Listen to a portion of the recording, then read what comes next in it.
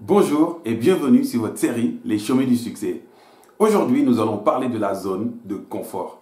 Cette zone qui font que certaines personnes vivent des vies dont elles ne veulent plus, sont dans des relations dont elles ne veulent plus, font des boulots dont elles ne veulent plus, vivent dans des villes, pays, régions, maisons, appartements dont elles ne veulent plus et pourtant choisissent tout bonnement de rester dans cette situation dont elles ne veulent plus, mais dans laquelle elles sont confortables. Elles ont tout bonnement choisi de vivre dans la limitation et dans le compromis. Elles ont choisi d'écouter ces petites voix qui ne veulent pas qu'elles avancent. Alors, comment sortir de cette zone de confort? Vos résultats d'aujourd'hui ne sont qu'un effet de la façon dont vous avez pensé et de la façon dont vous avez agi. Si les résultats d'aujourd'hui ne vous plaisent pas, il va falloir impérativement changer votre façon de penser, votre façon d'agir pour changer vos résultats. Les êtres humains sont foncièrement des êtres d'objectifs, des êtres de croissance. C'est pourquoi d'ailleurs tous les ans, le dernier jour de l'année, quasiment toutes les personnes font des résolutions, des choses à accomplir. Elles le font instinctivement car nous sommes des êtres orientés vers des buts, des êtres de croissance. D'ailleurs, prenons l'exemple d'un enfant. Quand un enfant est né, il est éternellement insatisfait. Dès qu'il peut se le permettre, il se met sur le ventre parce qu'il a envie d'avancer. Dès que cette étape est validée, il devient insatisfait et il lui faudra se tenir sur les genoux. Dès que cette partie est validée, il faut qu'il se tienne sur ses jambes. Et une fois que ceci est maîtrisé, il ne peut pas s'empêcher de courir et ainsi de suite, ainsi de suite. Donc nous sommes des êtres vraiment de croissance. Alors comment sortir de cette zone de confort? Dans un premier temps, il faut savoir que c'est une zone tout simplement dans laquelle vous vous situez et que dans laquelle vous ne voulez pas sortir tout simplement parce qu'il y a une petite voix qui vous dit que vous ne méritez pas plus, que vous ne pouvez pas réaliser autre chose, que vous préférez rester dans cette zone non désirée mais confortable et connue que d'aller vous aventurer dans l'inconnu.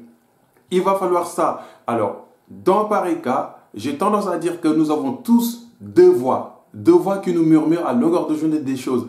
Il y a une voix tout le temps et celle-ci est la voix authentique. C'est votre vraie voix qui sait que vous pouvez accomplir toute chose que vous désirez accomplir. Vous en avez les capacités intellectuelles, les capacités physiques et j'ai envie même de dire des capacités spirituelles. Mais cette voix, elle a été opprimée dès le bas âge. Quand je dis tout à l'heure l'exemple de l'enfant entre 0 et 3-4 ans où il apprend à marcher, à courir, à sauter, cet enfant est orienté dans la réalisation, dans la croissance. Mais dès que cet enfant a l'âge de comprendre et de faire ce que nous autres adultes pouvons appeler des bêtises, nous commençons à lui dire tu ne dois pas faire ceci, tu ne dois pas faire cela, arrête de faire ceci, arrête de faire cela. Avant que cet enfant atteigne l'âge de 7 ans, il est déjà conditionné à limiter sa croissance, il est déjà conditionné à limiter sa vision. Alors, dans un premier temps, donc du coup, l'enfant avait tendance à écouter cette voix qui lui disait qu'il pouvait tout accomplir. Et par la suite,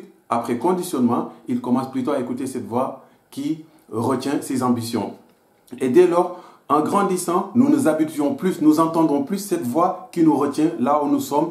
Et du coup, la voix qui nous dit que nous sommes la voix authentique qui nous mène vers la croissance et vers la réalisation est oppressée et du coup devient timide et quasi inaudible. On ne peut pas l'entendre. Alors la première chose que vous allez faire, et d'ailleurs j'en discute un peu souvent en rigolant avec ma femme, quand je lui dis que j'aime bien tout simplement dire à cette voix de la fermer. J'aime bien lui clouer le bec. Dès qu'elle veut se faire entendre, je prends un immense plaisir à lui dire ferme-la, silence. Et en fait ça me procure un bien fou. Alors du coup, il faut reconnaître cette petite voix qui vous dit vous pouvez faire ceci et vous pouvez faire cela. Combien de fois avez-vous eu l'inspiration ou l'intuition de faire quelque chose et vous vous levez le matin avec plein d'entrain, plein d'enthousiasme pour aller réaliser cette chose, en tout cas pour la considérer et la projeter dans votre futur. Et en fin de journée, vous revenez complètement persuadé que vous ne pouvez guère réaliser cette chose. Entre-temps, rien n'a changé, vous êtes resté la même personne, avec les mêmes capacités, avec la même intelligence et la même instruction. D'ailleurs, au courant de la journée, il y a de très fortes chances que vous ayez appris une chose nouvelle. Donc, du coup, vous êtes plus instruit qu'auparavant. Alors, qu'est-ce qui fait que le matin, vous êtes réveillé avec une idée de génie et l'après-midi, vous êtes persuadé que vous ne le méritez pas? Toutes les personnes autour de vous peuvent réaliser cette chose, sauf vous, parce que tout simplement, vous avez écouté cette petite voix. J'ai une citation de Bob Proctor, qui est maître dans le genre de la réalisation et du succès. Et il nous dit que l'inaction entretient le doute et la peur. L'action entretient l'assurance et le courage. Si vous voulez conquérir la peur, ne restez pas assis à y penser, mettez-vous à l'œuvre. Vous n'accomplirez jamais rien dans ce monde sans courage. C'est la première qualité de l'esprit, au même titre que la vertu.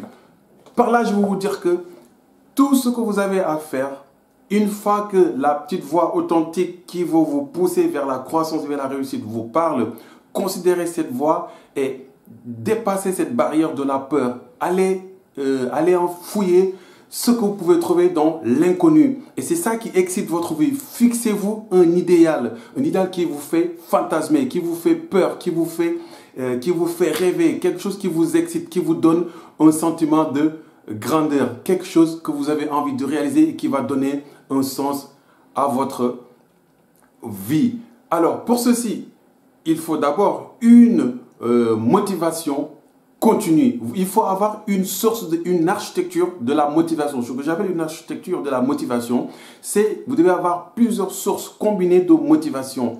Et ceci tous les jours. Quand vous vous réveillez le matin, il faut avoir un rituel de motivation. Pendant que vous vous préparez pour aller au travail ou aller faire ce que vous faites dans la journée, il faut au minimum 15 minutes de lecture, par exemple. Allez lire des livres qui vous inspirent, des auteurs qui vous inspirent, des personnes qui ont réussi et qui ont donné leur méthode, des personnes qui ont l'expérience de vous motiver car elles ont été motivées et elles connaissent un peu les principes de la motivation.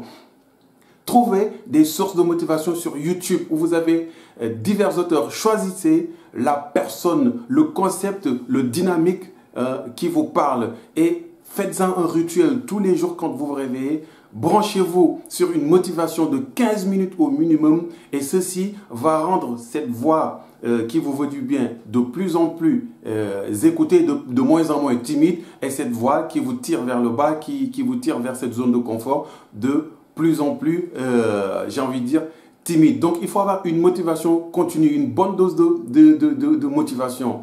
Et aussi, éviter les médias, car les médias, c'est la première source qui sape toute motivation chez vous, toute ambition chez vous. J'ai arrêté d'allumer ma télé et de lire les médias, littéralement, depuis bien longtemps. Depuis plus d'1 an, je n'ai pas allumé de télé, je n'ai pas regardé les médias, les nouvelles à travers les médias. Pourtant, chaque fois et pourtant, tous les jours, toutes les nouvelles m'arrivent d'une manière ou d'une autre. En tout cas, ce que j'ai envie de savoir et ce que j'ai envie d'entendre m'arrive quoi qu'il en soit. Je suis en train de vous dire que les médias vont vous rabattre les oreilles tout le temps avec le même discours.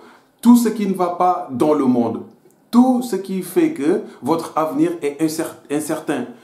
L'économie, les situations politiques dans le pays qui ne vont pas, ils vont montrer que désolation, peur, guerre et fuite des nations. Et ceci va bien contribuer à limiter vos ambitions, à limiter votre vision. Et vous êtes déjà littéralement content de votre situation inconfortable et vous voulez y rester. Donc, fixez-vous des objectifs. Alors, cet objectif, il faut que ce soit un objectif qui vous parle.